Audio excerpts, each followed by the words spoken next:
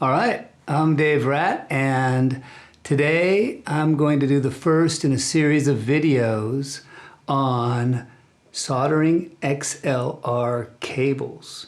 I'm going to go over mic cable types. There's a lot of different types of mic cables, different diameters, different shields, serve shields, braid shields, foil shields, conductive plastic shields, combinations of those various shields.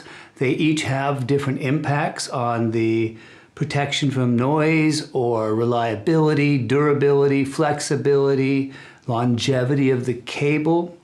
Tools, different types of tools, various types of cable strippers, advantages and disadvantages of using the different types of cable strippers, which ones damage the cable, which one will give you more reliable outcomes. Soldering irons, different types of soldering irons, inductive irons, butane iron, just regular soldering iron plugs in the wall, ones with controls, different heat temperatures. Cable vise, way to hold the cables, way to, while you're working, you know, do you put it in a vise and screw it down? Do you alligator clips? There's a bunch of different ways of retaining, use extra connectors, advantages and disadvantages, time-wise, and cable prep. How do you know how far to strip? How far do you strip the outer jacket? How far do you strip the inner leads? Failure types, different things that can go wrong with cables, whether or not they're miswires or poorly manufactured, poorly made, different overstripped, understripped, various cable wire lengths, offsets. Reusing connectors, how to clean up connectors really fast and easy, or fairly fast and easy to reuse them. And anything else I can think of. So I got a lot of ground to cover, and by the end of it, you should have a pretty in-depth knowledge of all the stuff I know. All right, so let's get to it. I'm going to make a short mic cable here. I've got a couple of nitric connectors. Oh, I'll also go over different types of connectors in the other videos, and a short length of, you know, kind of pretty generic mic cable. It's a 22 gauge serve shield mic cable. I've got my favorite soldering iron here. I'll talk about more in future videos, and a bunch of tools to do this with. So for this, I'm just going to kind of just do it fast and easy, how I would just make a utility cable that I want to just use for whatever. I like these strippers. These are, I'll go over different types of strippers. Oh, first of all, let's open this up and take a look at what's inside. This is the female connector, and in here we have all the various parts. I'll go into depth on that at some later date.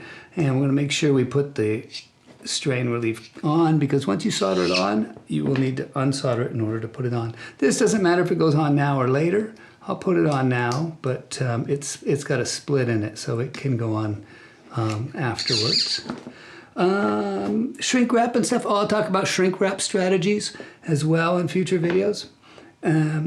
Okay, here's a female connector. This is a female. Now, some of these are numbered in there. They are numbered 1, 2, 3, or G 2 and 3. And I usually have a hard time seeing them, and looking takes some time. So I actually have a little system that I use to remember that, and I'll share that with you. And it is fridge motor. Fridge motor, if you remember, fridge motor is a female, so that's the F of fridge. R is the right side, and the G is the ground. So that means on a female right ground, so I can just look at the back of this connector with the cups in the upright position, and I know that on the female connector, the ground is on the right side. So I don't got to look at those numbers. My favorite tool, pair of needle nose pliers with a rubber band on them. So let's go ahead and put that on there. First thing we want to do is tin the ends. So we'll throw a little bit of solder there. We're just going to put just enough to fill the end of the cups. You don't want to fill the cups all the way up. This little strain relief here, this tells you how far you're going to strip it. So this piece here on the male, we can see it fits up in there, and we can see where it's going to grab the cable. So we can strip from the dip of the cup right there up to the beginning of the grips, and we'll leave a little bit there. So it's about that long on this one. And this stripper here, we'll just go, oh, pull that off. Okay, now the copper hairs. Now to free up all these hairs, you're going to get a bunch of hairs and, not hairs, thin wires for the shield on a serve shield. The serve shield is one that wraps around in a spiral. And to separate them, the copper or the wires will bend and stay bent, whereas the other hairs will not. So if you just kind of bend those out of the way, everything else will stay straight. Then you can take the center wires and bend them the other way, and you're left with the stuff that you're going to want to trim. Having a pair of scissors for doing this is really handy, especially like these are wire stripping cutting scissors with all right, so now we've got our basic starting point. I'm going to twist up the serve shield here into a nice bundle. And I'll make sure I have no extra wires sitting around that are leading astray. When you strip the cable, you do not want to cut any wires. If you use any stripper that's razor blade or edge or sharp and it cuts some of those wires, start again, because nicking those wires, you don't want to lose any of them. You want to have every single one of those as a strength for later. I'm going to take this gripper here, I'm going to put it in and pull out. Now for stripping these internals, I like them to be just enough to lay into the end of the cup here. They don't need to go all the way down. You don't need to push them down into the cup. They can sit right on the outside, so they can just lay right on the top there. So this is about twice as long as I need on that.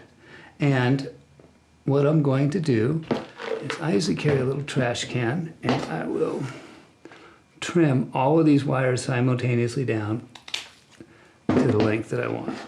Put this over here. So we've got not a lot. Also, when you're soldering, a lot of times with most jackets, unless they're Teflon, most jackets will retract some, so you can understrip the end, and when you tin it, which is putting some solder on the end, the jacket will retract. So it's better to go under than over. All right, so in order to solder this, I'm going to use my favorite tool, which is the pliers with a rubber band, and we're going to, hopefully you can see that in the camera there, just a little bit right there, poof. Now gravity is our friend here, so if solder is clinging onto the end of something, having it pointing down so the gravity will drop it onto the iron will stop it from balling up. Now I've got extra stuff in my iron. I don't like to use a sponge I don't use, my favorite way of keeping an iron clean is to just have a bucket and give it a little tap there, and it will clear them. All right, so there's our ends. Look all right. Now what we can do is, this was the female, and female right ground was our adventure there. And let's go ahead and we'll do the ground to the right first. Put that right in there. And we'll get a little solder on there. Now I don't like to take the solder off of the reel, because then you end up with a bunch of little scraps, and we don't want a bunch of little scraps. Waste solder, and you're always looking for them. This way you're just always have your solder attached to the thing. Now, as far as which one goes next, we're going to use black to pin 3 on this cable, and white to 2. And I took it out of the pliers because I don't really need it anymore. The ground is holding it in place. And we look pretty good there. And finally here for the white one, let's grab a little solder. And again, gravity is my friend, so I'm trying to put the solder so it flows down into whatever I'm doing. Soldering upwards doesn't necessarily do us as well. All right, so it's not the most perfect, everything, but this is really well into good enough. And it's a good solid, it's easy, it's fast. We can do these really quickly, where you've just got solder in the cup. Another thing that's important is that the wires are relatively the same length here. You don't have like really long and short wires. And also there's no reason to run the solder all the way up the ground lead. These wires are flexible and they're soldered at the end, but we don't want the ground wire rigid up to the end, and I'll talk about that more later. All right, so now let's go ahead and slide this up, and we will line this up. Usually there's a dip here. On this type of connector, there's a dip that lines up with the ground, the other ground, the fourth connection. Now XLRs, most XLRs, not all, are 4-pin connectors or 4-conductor connectors. And the fourth conductor is the chassis ground. And in future videos, I will go over the chassis ground, when to use it, why to use it, why not to use it, or why we use it. Okay, so there's our female. Let's go ahead and do the male side of things. And go ahead and grab all these wires all at once. Bend them down. Good. Bend the main wires the other way. Clear the crap, or the little leads. And if I wasn't doing this for the video, I would have cut those right into that little trash can there, so I don't build up a lot of debris on my test bench. And kind of keep things clean. And strip those. And we had black to 3. We got to remember that because we sealed that up.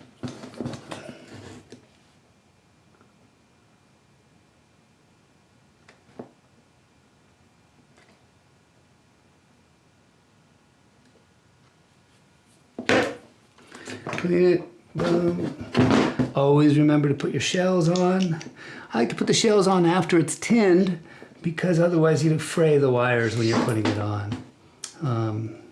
Put the, not the shell, the strain relief backing. Okay, so now we've got our wires. Grip that onto there.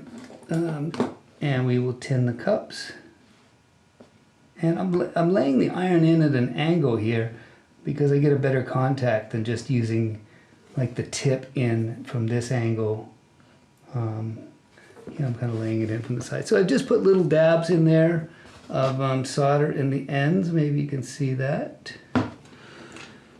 And this is our fridge motor scenario. So now we're on to the motor with the male.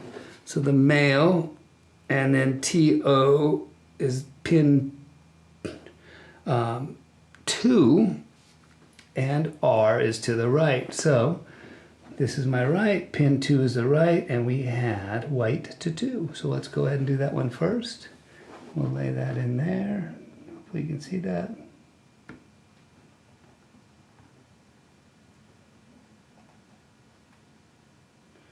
Cool, a little messy, but nothing's coming out of where it should be. And cool. And finally, the ground wire. And we'll grab a little solder for this.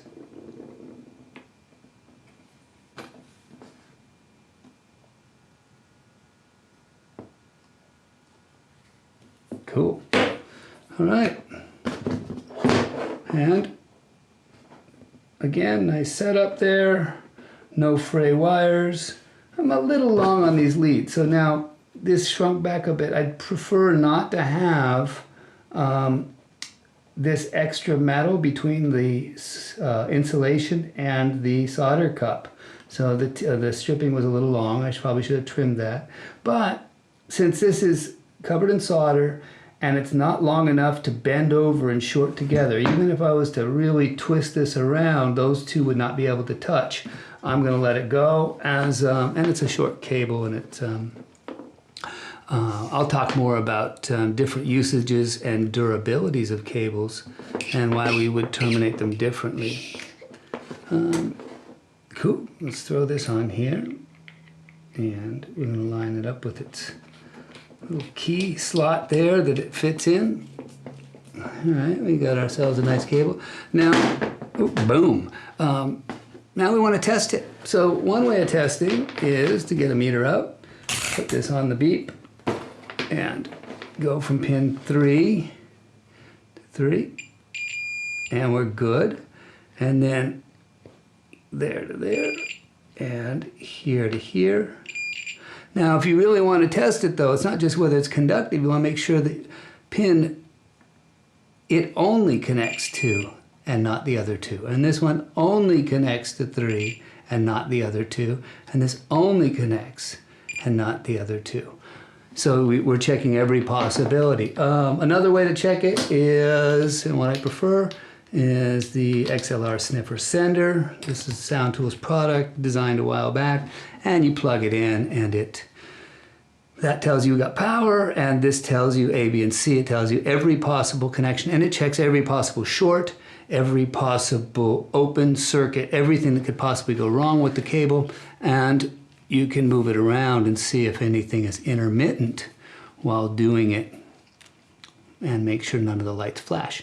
All right, well, that takes us for a simple and easy cable solder that will make something that's reliable and useful. I will do some more videos and bump this up a notch. Awesome. So thank you for hanging out, and I hope you found this video and others that I do interesting and informative. And check out soundtools.com. Take a look at the products I personally designed, some solutions for the pro audio industry, analog over Cat5, a bunch of testers, and other useful tools. Ratsound.com has got our sales department, rental department, install department.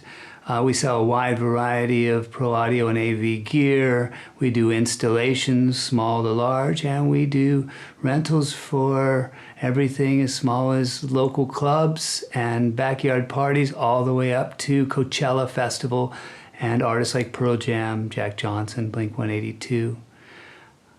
And thanks for hanging out.